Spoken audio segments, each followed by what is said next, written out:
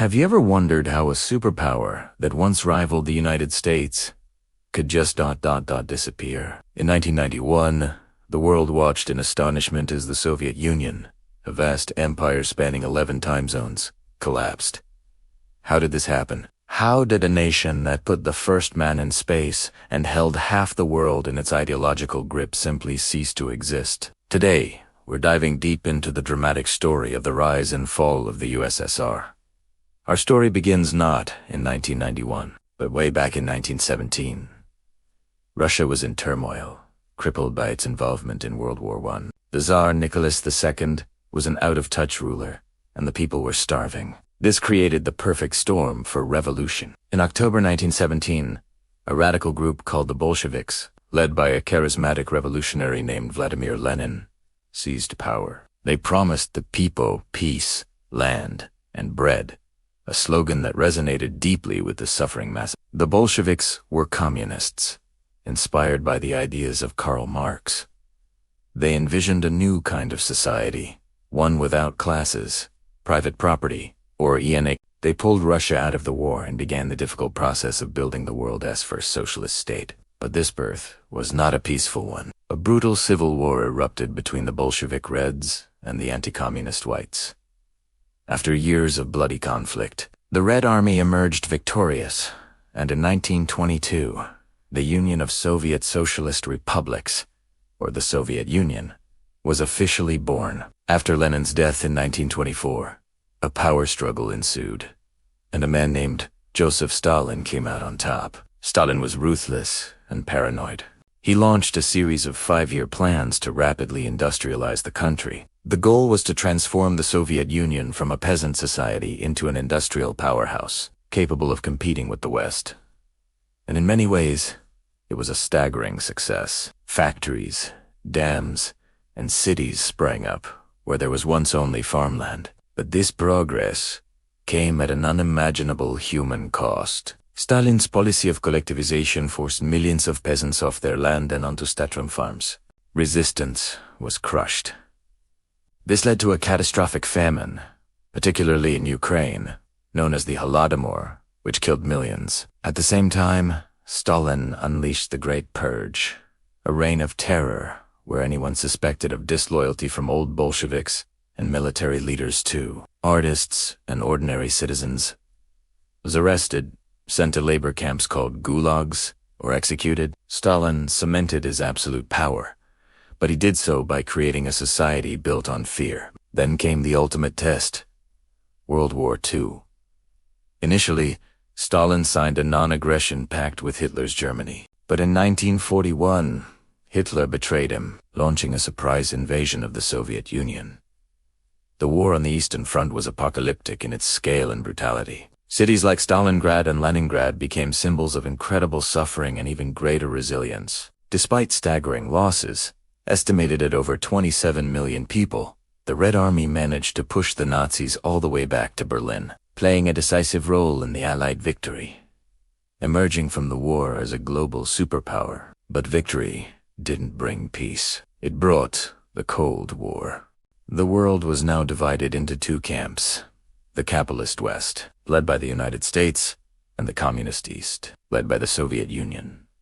This wasn't a direct war with battles and armies, but a tense 40-year standoff. It was a competition for global influence, fought through proxy wars in places like Korea and Vietnam, an intense arms race to build more and more nuclear weapons, and a space race to conquer the final frontier. The Soviet Union had its moments of triumph. In 1957, they shocked the world by launching Sputnik, the first artificial satellite. And in 1961, Yuri Gagarin became the first human in space.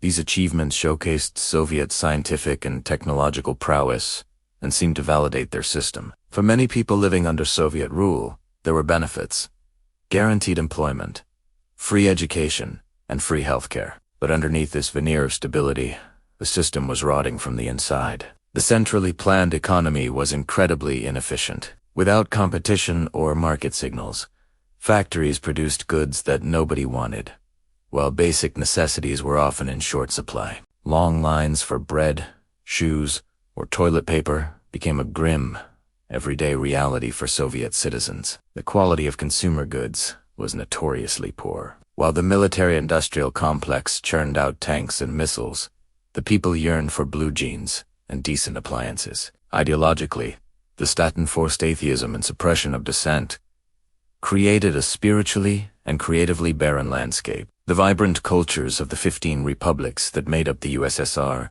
were suppressed in favor of a homogenized Soviet identity. Any form of criticism was silenced by the KGB, the state's secret police. People learned to whisper their true thoughts in their kitchens, living a double life, one in public, praising the state, and another in private, full of cynicism and doubt. The beginning of the end came in the 1980s. The war in Afghanistan, which started in 1979, became the Soviet Union's Vietnam, a costly, demoralizing quagmire that drained resources and lives. The economy was stagnating, unable to keep up with the technological revolution happening in the West. The system was sclerotic, run by a series of aging and frail leaders. Then, in 1985, a new, younger, and more dynamic leader came to power. Mikhail Gorbachev understood that the Soviet Union was in deep crises, and that drastic change was needed to save it. He introduced two radical policies: glasnost, which meant openness, and perestroika, which meant restructuring. Glasnost allowed for unprecedented freedom of speech. In the press, suddenly, forbidden topic Stalin's crimes, the failing economy, the Chernobyl nuclear disaster of 1986 were being discussed openly. This was like opening a pressure valve that had been clamped shut for 70 years. Perestroika aimed to reform the economy by introducing elements of free market enterprise. But Gorbachev's reforms had unintended consequences. Instead of saving the Soviet system, they exposed its deep flaws and weaknesses.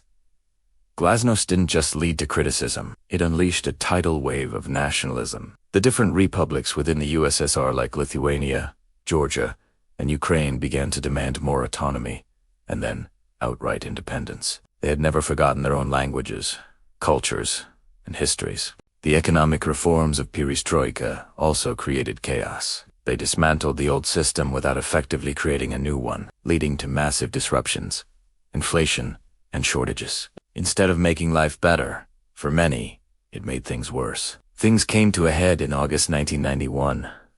A group of hardline communist officials, terrified that Gorbachev was destroying the country, launched a coup. They placed Gorbachev under house arrest and sent tanks into Moscow to seize control. But they had miscalculated. The people of Moscow, having tasted freedom, were not willing to go back. Thousands poured into the streets to protest, led by the charismatic president of the Russian Republic, Boris Yeltsin. In a now iconic image, Yeltsin climbed onto a tank and defied the coup plotters. The coup collapsed within 3 days, but this victory for democracy was the final death blow for the Soviet Union. The coup fatally weakened Gorbachev and destroyed the authority of the central government. Power shifted decisively to the leaders of the individual republics, especially to Boris Yeltsin in Russia. One by one, the republics declared their independence. On December 8, 1991, the leaders of Russia, Ukraine, and Belarus met and signed an accord declaring that the Soviet Union has ceased to exist.